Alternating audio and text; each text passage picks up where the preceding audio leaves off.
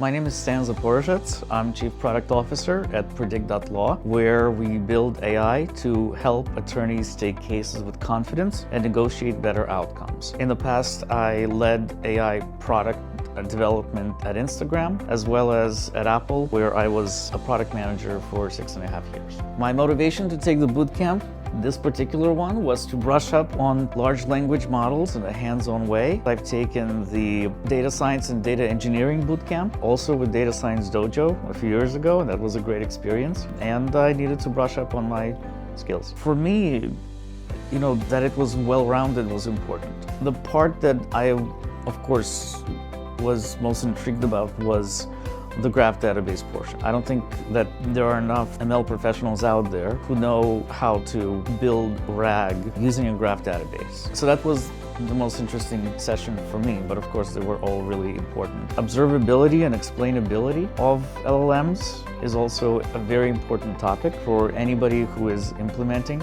this technology in their enterprise or for a service for consumers. I cannot think of any session that I would have left out. But Louis is a very dynamic speaker, and I can't wait to watch some of his videos on his YouTube channel and follow along. I think a lot of it is accessible to everyone. There may be some parts where you have to have had some experience with different technologies that support what we've discussed, like RAG, but you don't need to be a coder or an engineer. If you are a product manager who is interested in the way things work, and especially if you're a technical product manager, this class is for you. I say 5 days is perfect. If you make it any longer and people have to leave for a weekend, chances are they will lose context. You will lose them if it's more than 5 days, unless you don't give them a break. If you make it 10 days without breaks, do that, but don't give them a break. I mean, especially if they're just getting into it, they must understand this. They must know where it fails. They must know what it's good at. They must know how to augment and manage the risk that this technology brings. Otherwise, I don't know how you would